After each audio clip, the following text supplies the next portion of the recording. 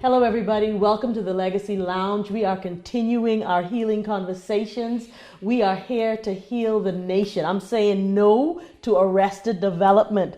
It is such a pleasure for me to be sitting here once again with Dr. Giavana Jones. She is our resident psychotherapist at Legacy, but just such a gift to the nation, and it's just so wonderful to have you. You and Apostle Mary got into a conversation about just the need for an attention to mental health and for healing and how we deal with that in the church when people sometimes think that, well, this is where, hey, God is here, so why do I have to go, to a therapist? And I feel like you all kind of expose some myths and reveal some truth.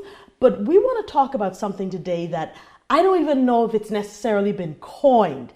When I was coming up, we didn't talk a lot about the father wound, although there were many people who, were walking around with it. But in recent years, I feel like we hear that a lot. We hear a lot about the father wound, the father who has left or the father who is present, but emotionally absent. We hear about it all the time. What we don't hear about, Dr. Jones, is the mother wound. Yeah. So we want to break the silence and talk about that. Yeah. How would you define it for laymen out there who said the mother wound? Like, what is that? Let's just start there. When we say the mother wound, what do we say? I was just talking about how so many struggle, and when we do the deep digging, I realize that a part of their struggle, a part of the unhealthy patterns that they see themselves stuck in, the ways that they think are tied to their relationship with their mother. But we are less likely to draw light to it, to talk about it, to even admit it, because at the end of the day, for the majority of us, our moms were the ones who stayed. Yes. So mommy, she not only stayed, but she sacrificed. Yes. She made plenty out of nothing. Yeah. She, fought to ensure that we have greater opportunities. And that is normally the song that we hear of our mothers, and that's usually accurate. Yeah. But the other side of it is for a woman, a human being, to do all of that we just described without having adequate support system, having a safe space where she can vent, having counseling or somebody to journey with her, probably means that she is modeling some probably not very healthy ways of living and ways of relating. And so for me, this mother wound is that it is this, some of those inadequacies we feel, some of those struggles we have, some of these areas that we just feel deficient or are significantly challenged with, that are a direct connection to the way that our moms related to us and or what was modeled for us. Yeah. So are we saying that there is a guilt there? Maybe in some cases, and I'm speaking to what you may have experienced, because you're a therapist. You see people, and is it that, or is it as strong as guilt, not wanting to kind of expose her, or like what do you think? I guess the hesitation is, and where does that come from? So guilt and betrayal. Yes, of course, because she was there for me, and she stayed when he didn't, or I don't even know who he is, right. And there's this betrayal. Like how could I actually admit that part of me being, in Bahamian vernacular, messed up, screwed up, whatever we want to call it, is because of, what I saw in the house, what you did, what you didn't do, when you did so much in spite of. Yes. And I think some of the ways that I started uncovering this is my work with the strong one, my book. Yes. And just realizing that the strong one, this woman primarily, even though, since I've published, I've had men who have identified, You said so. But it was primarily written by a strong one for strong ones. And what I found with just collecting stories and just listening to people, because that's, what we do, we listen, is that this is just what we've learned. We've learned that we as women, regardless of what is put before us, that the expectation is that we make it happen, that we push through, that we, because we have been called weak for so much of our lives, that so many of us do the utmost to not show what is culturally deemed weakness. So we see women who have, who are just like, you don't ever see them cry, and I don't know, for those of you who are listening, if you can think of that, whether it's your mom, your Grammy, your auntie, your cousin, but there's always one woman who and you look at them and you're like, she's like steel. Yes. Don't flinch. Right. I have plenty of them in my family. Right? Oh, right. And I mean, and it is so unhealthy. Yes. But these are the women who do everything, and they are everything for everyone. And you don't see their humanity. They are amazing providers. I mean, they will, yeah. But the thing is, if they're not crying and they're not seeking help and the support isn't there, I mean, the reasonable part of us would admit that, well, that frustration has to be taken out on someone. And usually it's those same children that you love so much and that you're sacrificing for. I feel like this is such a relevant conversation, particularly for our culture. I've lived abroad, but not nearly as long as, I've lived at home.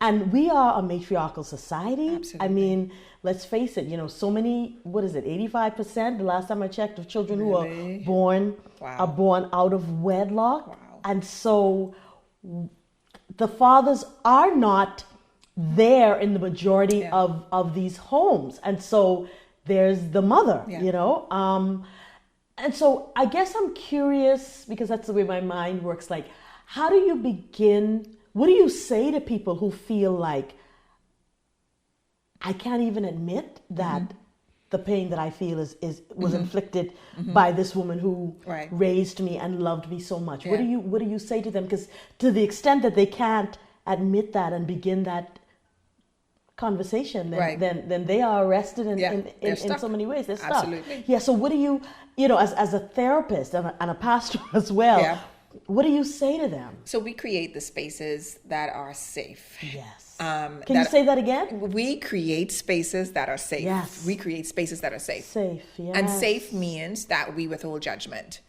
Because at the end of the day, the judgment is serving nobody.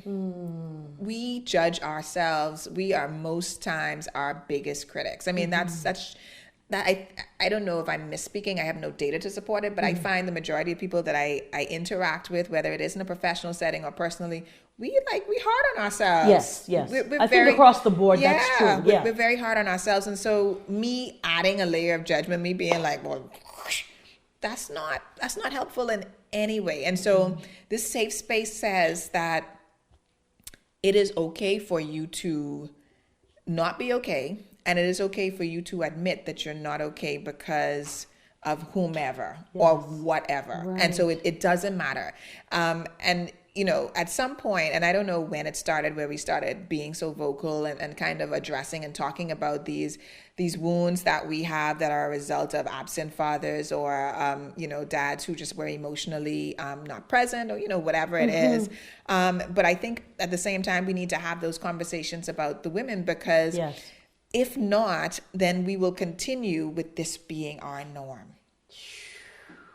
If we don't have these kinds of conversations, and like I said to you at the beginning, I'm like, I don't want to go too deep with this because this will really be, right, yeah. But just admitting it, just saying, when mommy was so kind of consumed with the anger at daddy for stepping out, for walking out, for whatever. And she herself was not present, but just was barking orders. Yes, I learned great work ethic in those moments because I was dead scared of mommy. Right. Dead scared. And so I learned work ethic, and I learned how to push through, and I learned how to make something out of nothing. But at the end of the day, what else did I learn about that? See, what did I take from myself about that? Right. What lessons about poverty, about achievement, about success, about relationships? what did I take away from that? Wow. And how is that manifesting in my life right now as an adult woman or an adult man? Because the thing is, and I don't think we don't have these conversations nearly often enough, which is why at Legacy we're having the conversations, and they need to be ongoing. Because what people may not realize is whether you admit to what you're feeling or not, in some cases you're living from that place. Absolutely. And not admitting it doesn't stop the living from that place. And so we really have to we need to open up, to break the silence. And I think it's so important that you have even just touched the surface today to say, you know what, let's look at this and let's help people to understand that it's not betrayal if you say, you know what, she hurt me. I know I mess up because of her. If you say that, that doesn't mean. And I think another thing is that what people may not realize, Doc, is that as a therapist, as a pastor, you're able to separate what people do from who they are. Right. So, you know, if you see them in the store with the mummy, you ain't gonna cut your eye at the mummy. It's you're not gonna do, you know. And you know what? And I don't even judge mommy. No, because mommy did the best. Do you know what is the thing that? And I have my own very colorful story that at some point I will share. The thing that healed me significantly, kind of early in life, was when I realized that my parents did the best. They did the best. That they knew how. Yes. And when I said, you know what, know, I may have my opinions, some very strong opinions. Absolutely. And so, like you say, you're not sitting up there even judging mommy. No. You know, you were trying to construct a safe place where this person before you can bring this out into the open, can make those connections, so that they could say, okay, so that habit that I have there may be connected to that. And then when we understand it, then we could begin to make the changes, right? Yeah. So it's not about shaming. It's not about blaming. And I think, unfortunately, even with the kind of conversations around the daddy wound, that's what they normally turn into. Yes. And so that... And the mummies help it become that if we're honest. If we're honest. Yes. Not in every case. Yeah. But in a lot of cases, you know, you know good pa. Yeah. You're going to I can send you to, you know, and all of these things. And so.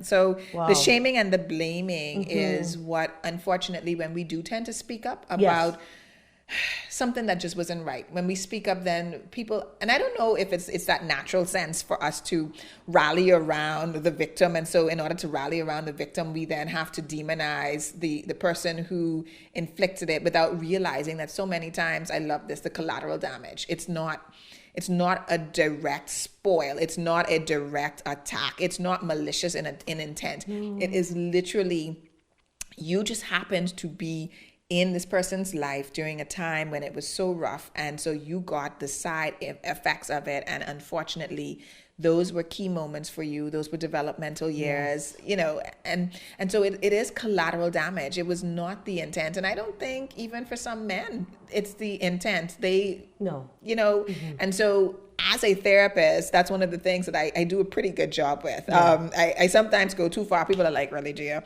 And I'm like, but yes, we have to look at the wider context. We have to understand and put ourselves in that person's shoes for a minute. And like you say, not with who you are and what you know right now. Put yourself in their shoes with what they had back then. Yeah. And that, and then, could you have actually done any better? I mean, maybe you could have, maybe you would have, but you know, at the end of the day, they did the best that they could. And it is not about it. It is about healing for the person who is affected. It is about them being able to free themselves. It is about breaking cycles. It is about shifting legacies, right? So we are not perpetrating the same thing again. No. We're not relating with our kids in similar ways, because the other thing that ends up happening is, you know, us now, we're a little mature, we educated, and we're like, well, child, I am not going to raise my children the way that so-and-so. And so then it is all of this energy around everything that we are not going to do. And we know what ends up happening. Yeah. All that energy about what we're not going to do just forces us or causes us to do what we don't want to do, because our energy is misaligned. We need to look at what it is that we do want to do. It shouldn't be deficit, focus. It should be what it is that we want. And so, we got to break cycles. Right. And in a lot of cases, I'm sure you're seeing people who, even if they have the mother wound, it's not like the mother did everything bad. And so we have to be very careful in our decisions to parent that we do take some of the things that worked. Absolutely. Because they did some things right. Yes. So there's a balance there. I have a question though, because our society is so matriarchal, and because so in a lot of cases, for whatever reason, because there are many reasons for it, we do say that the male man is not as present and as involved across the board. There's some homes where they are there. Yes. They are definitely pulling their weight, and this is not man bashing or anything like this. No. Where I'm going with this is I'm wondering if what we have created in a lot of these homes where we have just the mother is a situation where the child feels so protective of the mother because, well, who else is here to, right? Yes. And so when that construct exists, then it's difficult for me. I've played that role of protecting all of my life. How do I then now even admit to my pastor or my therapist that while I was doing some of the protecting, there was a lot of hurt and that sort of thing coming at me? Yeah. So we've created that, or that's been created. Yeah, that's why I feel like in this culture, particularly, this is such an important conversation. It is. It really is. But the point that you brought up that I really, really love, that it kind of goes back to is just because there is a wound doesn't mean that everything that mommy did was bad. No. And it doesn't mean that it negates the entire parent-child relationship. Right. So there's no all or nothing here. Right. There's no, oh, well, I had a bad experience with this particular thing, so then I had a bad experience with my mom. No. We're going to identify that is the one thing. And then even as we identify that, just because I tend to be more positive in my approach to therapy anyway, I now want us to balance that. Well, come child, list the good things. Yes. Let's look at that. Let's bring the balance here. There's no need for you to have to feel even worse about what you've experienced because you had a good mom. Right. Yes, were there some deficiencies in this area? Absolutely. Yes. And I do the same thing with the dads. Mm-hmm. If there was, something, if they know them or like that, it's like good thing sometimes. Yeah. Mm-hmm. And we have to. I mean, these are our parents at the end of the day. Significant part of how we see ourselves, who we are. And it is unfortunate where the stories are completely bad, where maybe it is drugs or something like that completely wiped the person out from functioning in any way. And so those ones are harder to maneuver for me. Right. I've had a couple clients like that, and it's like, okay, you don't really know how to go with there because there are larger circumstances. Right. But I think what you're talking about is the more subtle, like how do I, it's almost like how do I marry the two? Because while she was all of these wonderful things, she did do this over here. But I mean, being able to reveal it is the first step, right? It is. Towards healing. It is. And the revealing doesn't mean that you have to confront your mom. You better say that. Because not in every case. No. And not immediately. No, it may take some time. It may take another format, or it may not be. It may just be a releasing. Yes, it may not be necessary. It may not be necessary because that's the other thing. As you said, if you don't admit it, then how can you heal from it? And then you also can't forgive if you're not addressing or acknowledging that there was a breach. Then what's the need for forgiveness, right? And forgiveness is a part of our own healing. And so sometimes it is just literally admitting that this happened and understanding the context for it. You may or may not have one of those conversations with your parents, with your mom, since we're talking about the mother wound. But even if you don't, you can still forgive them. You can release them. You can say, okay. And this is not, we're not covering, we're not trying to make excuses for. What we want is just open and balanced engagement with these things. We want us to do the digging, but as we do the digging, to be true to what we see. Yes. And if we see that there is a particular, I like the word deficit. If we see that there was a particular deficit in one way of the parent-child relationship, then we should be okay with saying this was a deficit, tying it to how I now relate because of that, or how I see myself, or what cycles that I see I'm in. Right. And then now being able to walk out of that because there is this awareness, rather than just trying to whitewash it and be like, nah, mommy was perfect because, she did so much for us and everything. Yes, she did. She did a lot. Yeah, and we thank her for that. We do. However. Right? However. Yeah. And then I think one of the obvious kind of pluses is if the mother is still alive, then that can heal the relationship there, because sometimes you have this angst. Yes. And you can't really, you don't know what it is, or you're scared to even kind of go into what it is. Yes. I mean, if you were raised to be mad at daddy, you feel like they can't be mad at mommy too. No. And so what we're really trying to do is breaking the silence about this, because many of us have been raised in this country on children shall be seen and not heard. Yeah. And while I understand that was an attempt to encourage respect and all of that, the extreme of that is a whole bunch of grown-up children now who feel that they don't have a voice, and they can't speak, and they can't say, this was not okay.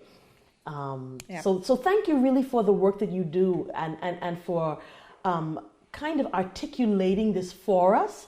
And giving some words to it. And I feel like this is probably the first in a number of conversations as we kind of think a bit more about the mother wound, and as you see more people, and we're talking about it. Can we just end by, you've written the book, The Strong One, and a lot of times the mother wound is created by some of the challenge and the difficulty, like you said before, by a woman who has had to be the strong one. Yes. And a lot of times it's not just even for the children who are her own. It may be for her parents, taking on other children. Because once you're the responsible one, then, the demands kind of appear, right? Yes.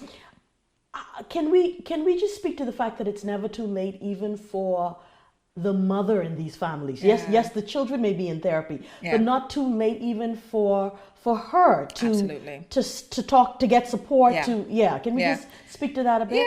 And I think there's so much of the sentiment that once I reach a certain age, that's behind me, and to some extent it may be behind you because you're not actively parenting. You don't have the younger children. You've released some of the responsibilities. But there are some areas, let's just call them wounds, that you continue to have that may make you unhappy, that may make you resentful about certain aspects of your life. And so if ultimately we want to be living free, then freedom requires that we address all of those wounds to the extent that we could. Yes. And so to the woman who is plus 50, plus 60, plus 70, and you say, I've seen, and everything that you've talked about, I know that I had some responsibility for that. You're okay to go ahead and kind of process that, because the other part of this is most times there was some wounding that the current behavior of mom was in response to. And so she never got the help. So even though you're now 50, 60, 70, it doesn't mean that you can't heal from something that happened, because that healing is still necessary for you. Feel lighter. Yes. You don't have that burden in your soul, like the old people say. Because that ain't your personality. No. That ain't the temperament you're born with. You're hurting. Yes. And hurting people, what do? They hurt people all the time. Yeah. That bitterness, that kind of edge, that they walk around with, that can be released. And the redirection. Because whomever you're upset about and whoever hurt you, they're not there physically. Right. And so coming up, one little boy used to say, he's so sorry he looked like his daddy, because every time the mommy look at him, it's like she spewed on him, and and I think it's important for us to say that not just the females, but there are a lot of mother wounds with men. Yes. And we need to say to our men that it's okay to talk about it. It's okay not to be okay. I feel like the level sometimes of manipulation between mother and son can be stronger in some cases. Yeah. And to me, that's an issue in terms of marriages and families. Yes. You know, because we have some Bahamian mothers, let's face it, you all have a problem with the leaving and the cleaving. Right. And so this man has taken on a wife and he has raised some children, and he still has to answer to this. All I do for you, you all know what I'm talking about. Yeah. And so it's time to have the conversations, you know, and to heal, even if it's family therapy. I mean, good luck getting a mother-in-law on it. But the point of the matter is, it's time. It's time. We've got a lot of work to do in this nation. We do. We have so many talents and so many gifts and so much work to be done, and we've got to heal so that we can help to heal others. Absolutely. So these are our necessary conversations. Dr. Jones, thank you so much. It is always a pleasure. Always a pleasure. So this is the Legacy Lounge. This is where we have conversations that impact what's happening now in our nation, but also what we hope to do in the future. Right now and in the future, though, we are reaching people, transforming lives, and we are building legacy. And we're so happy that you've tuned in. We'll see you next time. Thanks again, Doc.